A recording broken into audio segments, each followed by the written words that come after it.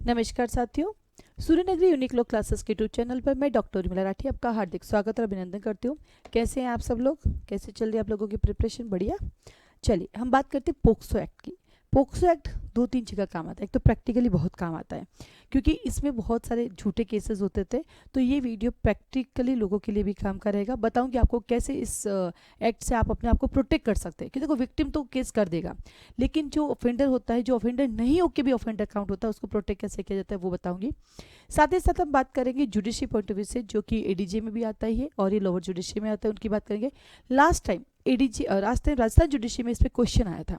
Actually क्या हुआ कि इसका जो सेक्शन 24 है, इसका जो सेक्शन 25 है, सेक्शन 26 है और सेक्शन 33 है, ये सब एक जैसे दिखते हैं और अक्सर इनसे मेन एग्जाम में क्वेश्चन पुटअप होते हैं। बच्चा क्या करता है, क्वेश्चन समझ नहीं पाता है और वो 33 की जगह 24 25 लिख देता है। क्योंकि मैंने लास्ट टाइम कई स्टूडेंट की कॉपी देखी जो सिलेक्ट नहीं हो पाए, तो कई बार बच्चे अपनी कॉपी मुझसे चेक करा दे तो उनको मार्क्स नहीं मिले, तो उसने कहा मैम ऐसे मैंने इसमें क्या गलती कर दी।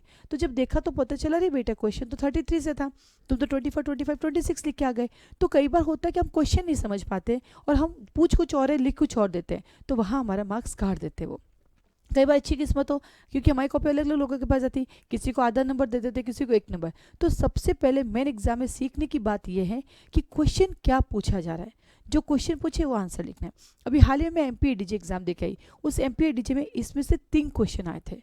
अच्छे क्वेश्चन थे तीनों। सेक्शन 30 से क्वेश्चन था, सेक्शन 7, 8, 9 और 10 से रिलेटेड क्वेश्चन था। ठीक है, और तीसरा क्वेश्चन 2 तो मुझे याद आ गए, तीसरा एक आध मुझे भी पढ़ाते हुए याद आ जाएगा। तो तीनों क्वेश्चन अच्छे थे, टू द पॉइंट है, आप आराम से उसको लिख सकते हैं। तो सबसे पहले देखना है कि क्वेश्चन पूछा क्या जा रहा है। अब बताओ, सेक्शन 30 इसका है प्रिजम्पशन, आप पढ़ते भी नहीं हो और वो मेन एग्जाम में 5 मार्क्स का क्वेश्चन आया था। तो क्वेश्चन कभी भी कहीं से भी आ सकता है, बैरेक्ट से बाहर कुछ नहीं पूछेंगे, तो आपका बैरेक्ट आपके पास होना चाहिए। आते पोक्सो पॉइंट ऑफ व्यू से हम बात करते हैं, राजस्थान जुडिशरी का हाल ही में एग्जाम आने वाला है, राजस्थान एपीओ का एग्जाम आने वाला है। अब पोक्सो का एमपी लोअर जुडिशरी जोड़ दिया, हायर में यही है। तो क्या इसके केस लॉज याद करके जाने चाहिए? बिल्कुल। पहले पोक्सो में इतने केसेस थे नहीं, अब गाइडलाइन क्या बोलते हैं, सुप्रीम कोर्ट के लीडिंग जजमेंट आने लगे, तो जजमेंट आपको डेफिनेटली पढ़ के जाने पड़ेंगे, क्योंकि हो सकता है कि अगर मिनिमम 3 क्वेश्चन इसके आते हैं। वैसे लिखा हुआ नहीं है राजस्थान जुडिशरी के सिलेबस में कितने क्वेश्चन आएंगे, मैं तो पिछले साल के एक्सपीरियंस से बताती हूँ कि जेजेक के मिनिमम 3 आते हैं और इसके भी 3 आते हैं। तो 3 में से हो सकता है आपको एक केस लो का पूछ ले, क्योंकि अक्सर आप लोग कहते हो माइनर तो बड़े शानदार है, माइनर तो बड़े शानदार है। एक बार की बात है, 2018 का पेपर था आरजेएस का, 18 19 का पेपर था। तो सारे बच्चों को माइनर तो रट के आए, माइनर तो कर लेंगे, और डोमेस्टिक वायलेंस का एक ही सवाल है, वो आ गया केस लो। अब आप क्या कर लोगे? क्योंकि केस लॉज अनलिमिटेड होते हैं, आप क्या क्या करोगे केस लॉ में, कितना पढ़ोगे? आप कहीं जाके कोई साइट से पढ़ोगे तो वहाँ तो हजारों केस लॉ डले हुए, वो याद भी नहीं होंगे। तो केस लॉ जस्ट योर किस्मत है ना, डेस्टिनी है। आपने जो पढ़ा वो आ सकता है, आपने जो पढ़ा वो नहीं भी आ सकता है। तो केस लो को लेकर ज़्यादा हेडेक नहीं करनी, वेरी इंपॉर्टेंट वाले पढ़ो। आप 100 से ज़्यादा अगर केस लो पढ़ लिया आपने, तो समझ लेना ओवरलैपिंग होगी। कोशिश करो 50 ही पढ़ो, 60 ही पढ़ो, इससे ज़्यादा मत पढ़ो। केस लो पढ़ने का एक तरीका बताती हूँ। प्रीवियस ईयर के जितने भी स्टेट के पेपर हुए हैं, उनमें जितने भी केसेस हैं वो याद कर लो, एक आध तो उसमें से आ ही जाएगा, और नहीं तो फिर जो चल रहा है उसको चलने दो। ठीक है, तो इसी कड़ी में हम लोग लेके आए पोक्सो एक्ट। तो पोक्सो में केसेस अब देखने की जरूरत हो गई है। पोक्सो की हम बात करें तो इसका शॉर्ट नाम पोक्सो है, कुछ लोगों के मुंह से पोस्को निकल जाता है, पोक्सो पोस्को, ये होता है गड़बड़िया, मेरी भी होती थी, अब तो बोलती हूँ पोक्सो पोक्सो। तो द प्रोटेक्शन ऑफ, कहाँ गया इधर तो अपने पास आता है the protection of children from sexual harassment act 2012। इस एक्ट की जो सबसे अच्छी क्वालिटी है, ये एक्ट महिला और बच्चों, मतलब लड़का और लड़की दोनों को प्रोटेक्ट करते हैं। यानी 18 ईयर से कम के जो बच्चे होते हैं, चाहे वो लड़का हो चाहे लड़की, दोनों को प्रोटेक्ट करते हैं। देखिए, जब हम रेप की बात करते हैं तो हमारा कानून में लिखा कि रेप महिलाओं का होता है, ऐसा नहीं है। रेप पुरुषों का भी होता है, बट दिखता नहीं है। महिला का रेप होता तो प्रेग्नेंट हो जाती है, बट पुरुषों में ऐसे कुछ नहीं होता है। बाकी ऐसा नहीं, जबरदस्ती पुरुषों के साथ भी होती है, बट उनको प्रोटेक्शन के लिए कोई एक्ट नहीं बने हुए, तो इसलिए दोनों का है। तो यहाँ पे हरासमेंट देखो, एक वर्ड आता है रेप, दूसरा वर्ड आता है सेक्सुअल हरासमेंट। और सेक्सुअल हरासमेंट मेल और फीमेल दोनों का होता है, लेकिन उन्होंने क्या किया, बच्चों के लिए उन्होंने एक्ट बना दिया, महिलाओं के लिए रेप बना दिया, लेकिन जो 18 साल से ऊपर के मेल के लिए अभी तक कोई कानून नहीं है। तो मेल आप लोगों को इसके लिए रेस करना चाहिए, आप अपने राइट्स के लिए लड़े, क्योंकि बहुत सारे लोगों के साथ होता है। बट वही ना, एक लड़का रोए तो लोग कहीं रोवे, तो छोरो रोवे, तो आप तो रो भी नहीं सकते। तो वाई छोरा और छोरी, जब हमें कहते तो एकदम लड़के की जैसी हम प्राउड फील करते हैं। तो आप रो लिए तो क्यों अगर लोगों की बातों पे भरोसा करते हो? आप अपने लिए जियो ना। लोग तो कुछ भी कहेंगे। तो आपको उस एक्ट की रिक्वायरमेंट है और ये तभी होगा जब आप लोग सब सामने आके उसकी डिमांड करेंगे, राइट। तो ये एक्ट जो है ये सेक्सुअल ऑफेंसेस की बात करता है, जो लड़का और लड़की दोनों के लिए, कौन सा, जो 18 साल से कम है उनको प्रोटेक्ट की बात करता है। इसका एक्ट नंबर 32 है, यानी 2012 में जब ये एक्ट बना था इसका जो सिग्नेचर का नंबरिंग था वो 32 है, वो उसका एक्ट नंबर कहलाता है। देन आता है चैप्टर नंबर, इसके अंदर टोटल चैप्टर कितने हैं, 9, टोटल सेक्शन कितने, 46, और शेड्यूल आता है 1। ठीक है, अब जिन्होंने भी इस एक्ट को लिया है तो मैं बता दूं इस एक्ट में अमेंडमेंट हुए हैं, अभी हाल ही में इस एक्ट में फिर से अमेंडमेंट हो गया इसकी पनिशमेंट को लेकर 2019 में। तो जिसके पास भी पुराना बैरेक्ट है वो निकाल नया खरीद लेना, क्योंकि इसमें पनिशमेंट चेंज हो गई है, तो ये एक्ट अब नया ले लो। प्लस कई बार आप जब एक्ट पढ़ते हैं तो कुछ बैरेक्ट बड़े अच्छे होते हैं जिनमें कमियाँ गलतियाँ कम होती है। जैसे इंग्लिश का एक्ट होता है ना, उसमें कभी गलती नहीं होती, क्योंकि वो एज इट इज़ सरकार का जो होता है उसी को छाप देते हैं। पर हिंदी में कई बार मिस्टेक होती है, कई बार ट्रांसलेशन में मिस्टेक होती है, तो कोशिश करें हिंदी मीडियम वाला आप हमेशा डिगलोड खरीदें। और डिगलोड के साथ साथ एक चीज़ और याद रखें, जब भी आप पढ़ते तो थोड़ा सा इंग्लिश को भी देखें, कई बार वहाँ गड़बड़ियाँ दिख जाती है, टाइपिंग एरर हो जाती है। देखो बैरेक्ट बनाने वाला भी मनुष्य है और उनको टाइप करने वाला भी मनुष्य है, तो गलतियाँ एरर होना स्वाभाविक है। ठीक है, तो उसको आप जरूर ध्यान रखें, इसलिए डिगलोड ही पढ़े हमेशा।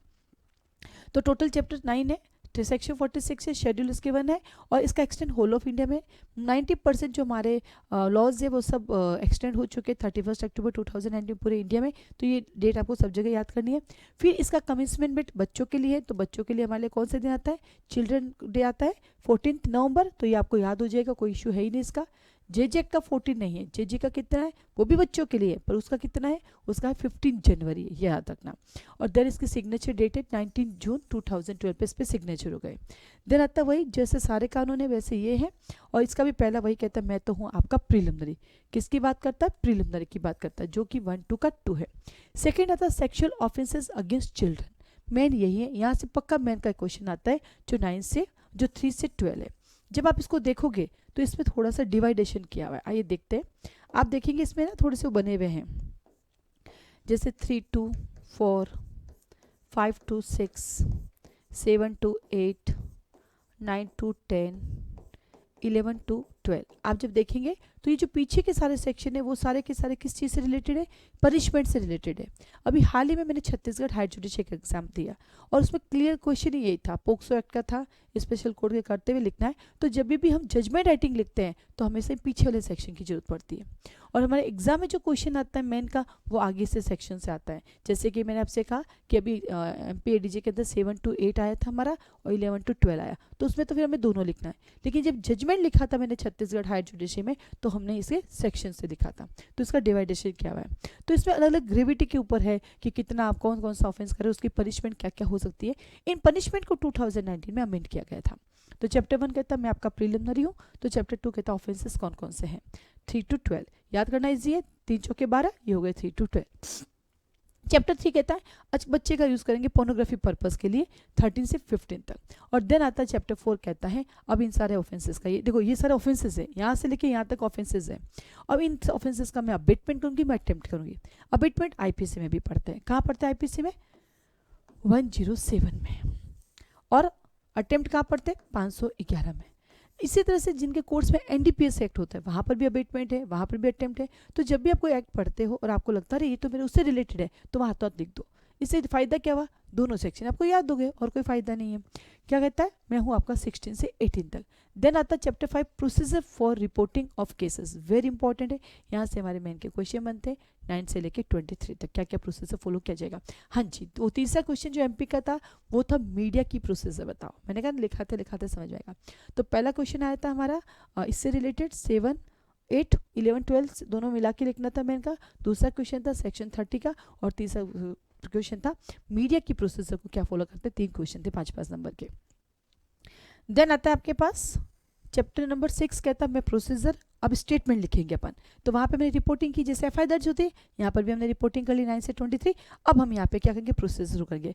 पुलिस भी आपकी स्टेटमेंट लेगी जैसे 161 CRPC होता है, और मजिस्ट्रेट भी आपकी स्टेटमेंट लेंगे जैसे कि 164 CRPC होता है। तो है 24 से 25 तक। तो 24 में पुलिस लिखती है, 25 में मजिस्ट्रेट लिखती है, 27 में 26 में हम आपको एडिशनल चीज़ें देते हैं, और 27 में हम आपकी मेडिकल करवाएंगे।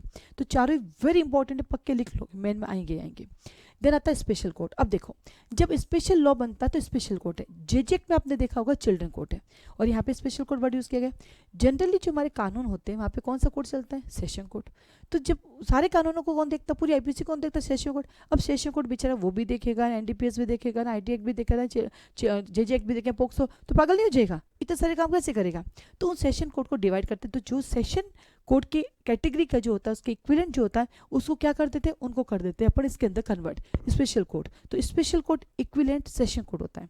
इसका सीधा आंसर आ गया कि स्पेशल कोर्ट जब पोक्सो एक्ट में कोई भी डिसीजन देती है उसकी अपील कहाँ होगी? अंडरस्टूड है, हाई कोर्ट। क्योंकि special court equivalent session court है, तो सेशन कोर्ट की अपील हाई कोर्ट में होती है, तो इसकी अपील भी आपकी हाई कोर्ट में हो जाएगी। तो 28 से 32 यहाँ पे स्पेशल कोर्ट है तो स्पेशल पब्लिक प्रोसिक्यूटर भी आएगा। अब एक और सरप्राइज वाली बात है, जब आप पढ़ते हैं आपका क्या बोलते हैं सीआरपीसी, तो वहाँ दिया हुआ है सेक्शन 24 सबसेक्शन 8। सेक्शन 24 सबसेक्शन 8 में लिखा है कि स्पेशल पब्लिक प्रोसिक्यूटर के लिए 10 ईयर्स चाहिए। लेकिन वहीं आप जाते हो जो पोक्सो एक्ट में, वहीं आप जाते हो आपके SC/ST एक्ट में, यहाँ पे स्पेशल पब्लिक प्रोसिक्यूटर जो होता है SC/ST में सेक्शन 15 में दिया हुआ है। और SC/ST में स्पेशल कोर्ट कहाँ है? क्योंकि एपी वाला आपके SC/ST में आता है। तो देखो, जैसे आपको याद है हाथों हाथ लिख दो, उससे आपको सेक्शन याद हो जाता है। सेक्शन 14 में पढ़ा था, याद है SC/ST के special court, exclusive special court क्यों लिखवाया मैंने? क्या कोरिलेट है? सिर्फ आपके माइंड को क्या होते हैं रिकॉल करवाने के लिए, आपने पहले भी पढ़ रखा है। तो सेक्शन ऐसे याद होते हैं, ऐसे रो से लाइन से याद करने से याद नहीं होते हैं, ठीक है। तो जब आप SC/ST का स्पेशल कोर्ट पढ़ोगे, जब आप पोक्सो का स्पेशल पब्लिक प्रोसिक्यूटर पढ़ोगे, सॉरी, जब SC/ST का स्पेशल पब्लिक प्रोसिक्यूटर पढ़ोगे, पोक्सो का स्पेशल पब्लिक प्रोसिक्यूटर पढ़ोगे, तो दोनों के एक्सपीरियंस कितना चाहिए? 7 ईयर्स चाहिए। कितना चाहिए दोनों के लिए? 7 ईयर्स चाहिए। जबकि आप वहीं जाके सीआरपीसी देखो, सेक्शन 24 सबसेक्शन 8 देखो, तो वहाँ पे क्या दिया हुआ है? 10 ईयर्स दिया हुआ है, ध्यान रखना। देन आता है नंबर 8। नंबर 8 कहता है procedure and power of special court. अब ये क्या क्या इसकी पावर होगी, कैसे कैसे रिकॉर्डिंग करेगा? 33 से 38 वेरी इंपॉर्टेंट है। 33 अपने आप में मेन एग्जाम का क्वेश्चन है, क्योंकि उसमें 9 सबसेक्शन दिए हुए हैं, वो सारे के सारे क्वेश्चन देता है आपको। और देन आता है मिसलेनियस। किसी भी कानून में चले जाओ, फर्स्ट प्रीलिमिनरी और लास्ट मिसलेनियस मिलेगा मिलेगा। जो माइनर एक्ट है, मेजर में तो नहीं होता। जैसे आप जाके देखोगे तो टीपी में ऐसा नहीं है, आप जाके देखोगे तो कॉन्ट्रैक्ट में नहीं है। मेजर में सिर्फ सीआरपीसी में है, सीपीसी में है, बाकी एविडेंस में भी नहीं है। लेकिन माइनर देखना मोस्ट ऑफ आपको लास्ट मिसलेनियस मिलता है सेक्शन 39 से 46। और मिसलेनियस बड़ा काम का होता है, यहाँ से क्वेश्चन निकलते हैं, क्योंकि घर का स्टोर रूम जो होता है ना, वो सबसे वैल्यूएबल होता है। ये हमारा स्टोर रूम है, जो एक्स्ट्रा चीज़ें यहाँ पे डाल दी जाती है, जो कि आपके 39 से 46 है। इसके साथ एक शेड्यूल भी दी गई, उस शेड्यूल से भी क्वेश्चन पूछ लेते हैं, कितने शेड्यूल दी गई हैं या इन शेड्यूल में से किससे रिलेटेड है किससे नहीं। तो आर्मी और नेवी की एक डेफिनेशन पढ़ेंगे हम। तो उन्होंने उसमें बताया है कि आर्मी नेवी में कौन कौन इंक्लूड होते हैं, कौन कौन नहीं होते, ठीक है। अब आते हैं, बात करते हैं उन लोगों की जो पोक्सो एक्ट में आप लोगों की, जैसे कई बार आपको पता नहीं होता है कि जब आप लड़की को भगा के ले जाते हो तो 17 साल की होती है या 18 साल में एक दिन भी कम होती है, तो पोक्सो एक्ट लग जाता है। तो हमारा कानून इतना भी रिजिड नहीं है, इतना कठोर नहीं है कि उनको दिखाई नहीं देता। हाँ, एक 2 साल की बच्चे के साथ कुछ करते हो, एक 6 साल की बच्चे के साथ कुछ करते हो, एक 10 साल की, तो डिफरेंट है। लेकिन एक 17 साल की बच्ची, एक 16 साल की बच्ची है, तो वहाँ पर कई बार थोड़ा लिबरलनेस रहती है। क्योंकि जब हम पढ़ते हैं वरदराजन का केस, जो कि हम पढ़ते हैं आईपीसी के अंदर, वहाँ पे एक 17 साल की लड़की थी, खुद ने एक लड़के को बुलाया और उसके साथ भाग के शादी की थी, फिर केस लगाया था किडनैपिंग अब्डक्शन का, कि गार्जियन की क्या बोलते हैं, गार्जियन की कंसेंट के बिना उसको लेके गए थे।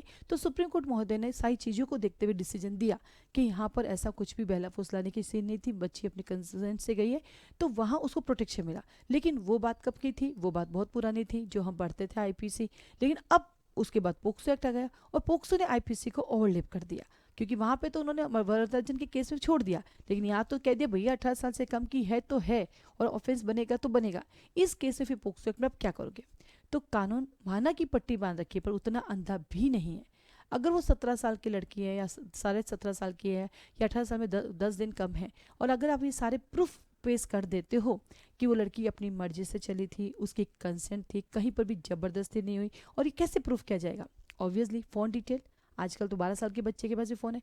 अगर फ़ोन डिटेल आपके पास है और फ़ोन डिटेल में प्रूफ हो जाता है कि भैया महीने में कम से कम उस बच्चे को 1000 बार फ़ोन आया, हमने भी 1000 बार किया, उसने भी 1000 बार किया, तो किसी को डरा धमकाओगे तो 1000 बार फ़ोन तो नहीं आएंगे, किसी को बेला फुसलाओगे तो 1000 बार तो नहीं। इसका तो कहीं ना कहीं तो प्रेम था, कहीं ना कहीं तो अटैचमेंट था।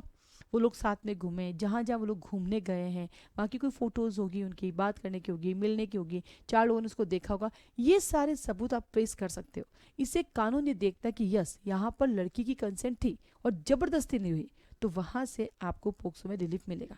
क्योंकि ऐसा नहीं है कि होगा, हाँ अभी परिस्थिति ये होगी 6 महीने की बच्ची के साथ भी सेक्सुअल हरासमेंट हो रहा है, 12 साल की बच्ची के साथ भी हो रहा है, 8 साल की बच्ची के साथ भी हो रहा है, ये वो नहीं समझती, हम मानते हैं। तो ये कानून हमें उनके लिए बनाना पड़ा, लेकिन इस कानून का मिसयूज कहाँ हो रहा है? जहाँ 16 साल की लड़की, जहाँ 17 साल की लड़की, जहाँ 17.5 साल की लड़की, 18 के बाद तो टेंशन ही नहीं है। तो आप उन कॉल डिटेल को प्रूव करके बता सकते हैं, वो लड़की आपके घर आती जाती थी वो आप बता सकते हैं, उन लड़का लड़की की फ़ोटोज़ हैं वो बता सकते हैं, उनके फ्रेंड्स अगर कोई है तो उनके आप क्या कर सकते हैं, एविडेंस लेके बता सकते हैं, तो इससे आप बच सकते हैं।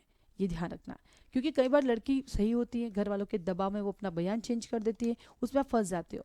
तो ये चीज़ें आपके पास एक बस यही प्रूफ है, इसके अलावा कोई प्रूफ है नहीं। और बाकी तो लड़की खुद कह सकती है कि साहब मैं मेरी कंसेंट चाहिए। क्यों? क्योंकि इस पोक्सो की एक और क्वालिटी है, यहाँ पे स्व मोटो कॉग्निजेंस नहीं होता है।